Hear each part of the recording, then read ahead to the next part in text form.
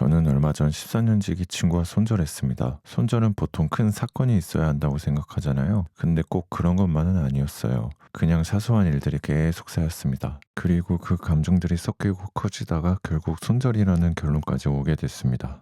여러분은 가장 가까운 사람과 손절해 보신 적 있으신가요? 무엇 때문에 손절하기로 마음먹으셨나요? 제 이야기를 먼저 들려드리자면 고등학교 친구 모임이 있었는데요. 친한 친구들끼리는 단톡방에서 모이자고 하거나 개인 연락을 하나하나 돌려서 다 같이 만나잖아요. 저도 20대 초중반까지는 그렇게 친구들이랑 어울렸습니다. 근데 지금 와서 생각해보니까 항상 먼저 만나자고 말한 건 저였더라고요. 어느 순간부터는 잘 안 만나게 됐어요. 제가 모이자고 말 안 하면 안 모였고 서로 따로 연락을 주고받아서 만나는 것도 알게 됐습니다. 그 이후로 저도 먼저 연락하지 않았어요. 솔직히 좀 괘씸하더라고요. 친구들은 술을 좋아하고 저는 두세 잔밖에 못 마시니까 배려 차원에서 부르지 않은 건가 싶기도 했고, 아니면 내가 좀 피곤한 사람이라 애들이 피하는 건가 싶기도 했습니다.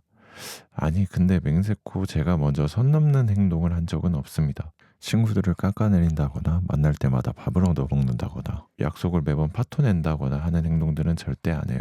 여튼 친구가 바쁘거나 술을 못 마시더라도 일단 한 번은 물어보는 게 예의이자 배려고 관계를 지키는 방식이라고 생각합니다. 배려한다고 물어보지 않고 우리끼리 만났을 때 친구가 서운해하거나 오해를 할 수도 있으니까요. 예를 들어 민바나야 금요일 저녁 기기?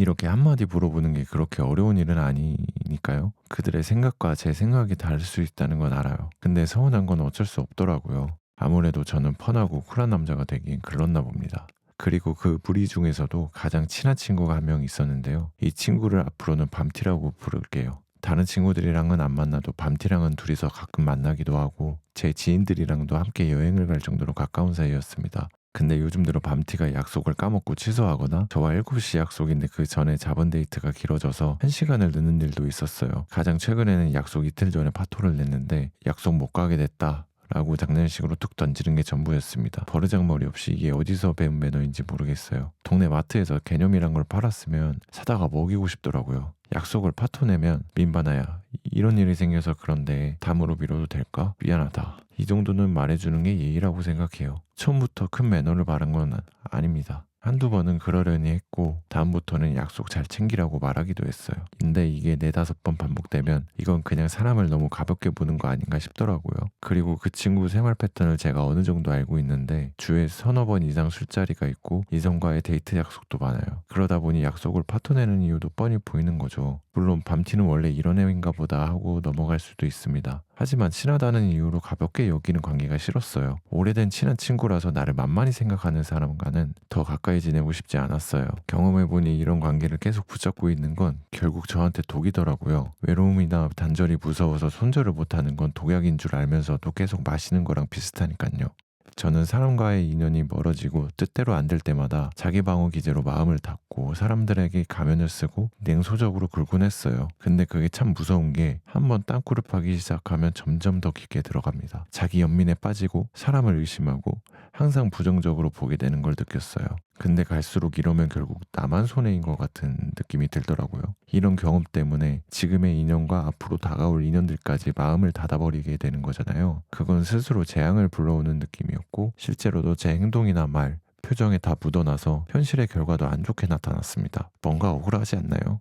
저는 유튜브로 법정스님과 법률스님의 말씀을 자주 듣는 편인데요. 어느 한 영상에서 이런 취지의 말씀을 하신 적이 있어요. 만약 여러분이 삼국시대의 병사로 전쟁에 나가게 됐다고 해볼게요. 전쟁터에서 화살이 허벅지에 꽂혔는데 그 자리에서 아무것도 하고 있지 않으면 앞으로 날아오는 화살들까지 맞고 죽어버릴 확률이 높다는 거예요. 죽지 않으려면 어떻게든 해야 한다는 뜻이었어요. 그 말씀이 저에게는 굉장히 크게 와닿았습니다. 누군가로 인해 받은 피해나 상처, 감정들은 결국 제가 감당해야 하게 되더라고요.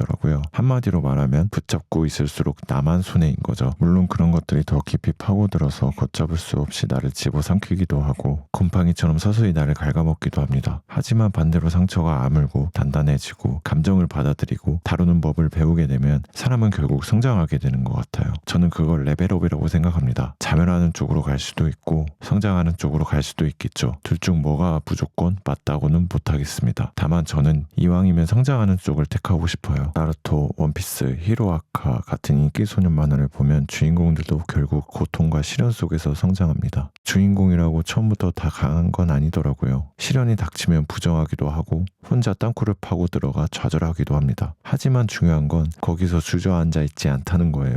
결국은 버티고 이겨내고 한 단계씩 성장합니다. 그 과정에서 주변에 좋은 친구, 동료, 스승이 있기도 하고 어떤 순간에는 스스로 자기 자신에게 좋은 친구이자 스승이 되어주기도 하죠. 물론 손절하기 전에는 최대한 객관적으로 생각할 필요가 있습니다. 내가 너무 예민한 건 아닌지, 상대를 너무 내 기준으로만 판단하고 있는 건 아닌지 한 번쯤 돌아봐야겠죠.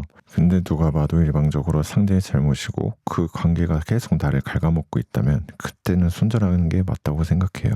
주식도 손절 타이밍을 놓치면 큰 음봉을 맞고 자금이 크게 날아가듯 인간관계도 비슷한 것 같습니다. 그리고 막상 손절하고 나면 생각보다 마음이 훨씬 후련해집니다. 그리고 신기하게도 별일은 안 일어나고 오히려 새로운 인연이 들어오기도 합니다. 제가 인간관계를 겪으면서 느낀 가장 중요한 건 이거였어요. 인간관계에 너무 연연하지 않는 것, 그리고 그보다 더 중요한 건 나와의 관계를 잘 맺는 것이었습니다. 내가 나의 가장 친한 친구가 되어야 하더라고요.